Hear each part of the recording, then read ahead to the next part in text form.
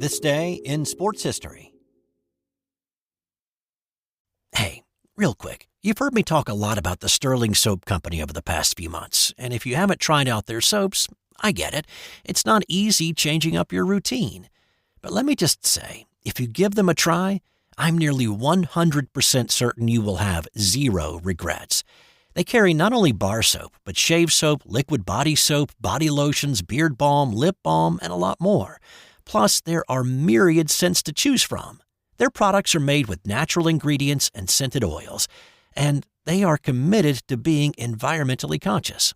And I always get a handwritten note on my packing slip, so I know it's been checked before shipping, and it's a nice little human touch in a world that seems to be going away from that. Give Sterling Soap a try today at sterlingsoap.com. It's March 10th, and no doubt you have heard it. And I would even bet you've said it at some point in your life. But on this day in 1976, it was the first recorded reference of a famous sports phrase. Okay, by a show of hands, who likes opera?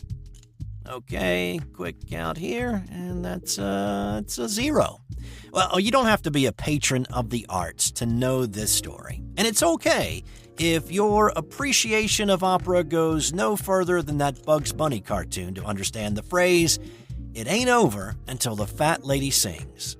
And that phrase morphed from a conversation that then appeared in print on this day 48 years ago. In the March 10th, 1976 edition of the Dallas Morning News, there was an article about the game between Texas Tech and Texas A&M in the Southwest Conference basketball tournament final that was played on March 6th. The 19th-ranked Aggies rallied to tie the game at 72. Dallas Morning News sports writer Bill Morgan leaned over to Texas Tech Sports Information Director Ralph Carpenter and said, "Hey, Ralph, this is going to be a tight one, huh?" To which Carpenter replied, "Right. The opera ain't over until the fat lady sings." The Red Raiders went on to win the Southwest Conference Tournament 74-72 and advanced to the NCAA tournament, but it was that phrase that caught on.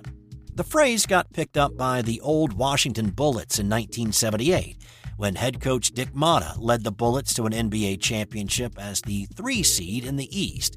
They were only a couple of games over 500 heading into the playoffs, with not many expecting them to get past the second round. But instead, they advanced to the Eastern Conference Finals and knocked off the top seed Philadelphia 76ers to move on to the NBA Finals against Seattle. The Bullets won the series in 7, and they were crowned NBA champs.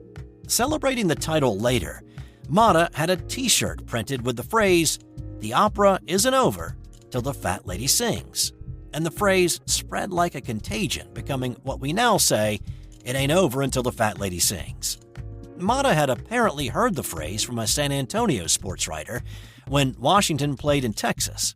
The Bullets even used a picture of a stylized Brunhilde character holding the championship trophy with basketballs as the prominent features of the breastplate the character wears, printed on cards and programs distributed to fans prior to the 1979 season. So, it is in reference to opera sopranos who were typically or stereotypically played by heavy women.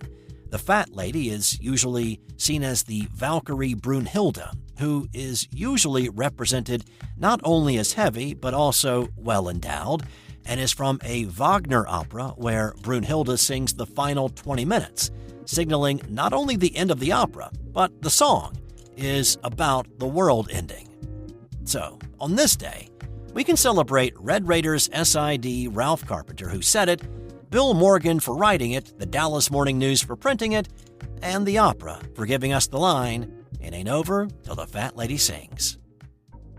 Also on this day, in 1888, American boxer John L. Sullivan fought Englishman Charlie Mitchell to a draw after 39 rounds, although one account has the fight going 44 rounds. This was a bare-knuckle fight held outside in Chantilly, France, in a rainy downpour. The fight lasted 3 hours, 11 minutes, and by the end, the men were nearly unrecognizable and could barely lift their arms. By the account of the day, Mitchell was getting the better of Sullivan, but both agreed to the draw. Now, here's the thing. Boxing was illegal in France at the time. Local gendarmes showed up at the end, which may have been the actual reason the fight was called. The two fighters, along with about 30 spectators of the bout, were arrested and taken to jail. The bystanders were released soon after, but the two pugilists were held for 3 days before their release. Sullivan would eventually be known for introducing and popularizing the use of boxing gloves beginning 4 years later in 1892. Hey, I needed to call a quick timeout to let you know that we're giving away a $50 gift card to Home Field Apparel. Have a favorite college sports team? Of course you do. You're listening to a sports podcast. Well, Home Field Apparel has all the great gear so you can support your team in style. Jerseys, hoodies, hats, and a whole lot more are available in your team's colors and insignias. So go to sportshistorynetwork.com/giveaways for your chance at a $50 gift card to Home Field Apparel. I've also put a link in the show notes. Now, let's get back out there. We've got more of this episode to do. And in 1991, Eddie Sutton became the first college basketball coach to lead 4 different colleges to the NCAA tournament when his Oklahoma State Cowboys were given an at-large bid on this day. Previously, he had taken Creighton, Arkansas, and Kentucky to the tournament. There have since been 3 coaches who have now taken 5 teams to the big dance. And finally, here's today's non-sports Did You Know? The first roller coaster in the U.S. was built at Coney Island to distract Americans from their sinful vices. That's all for today. I'll have more tomorrow on This Day in Sports History. This has been an original Thrive Suite production.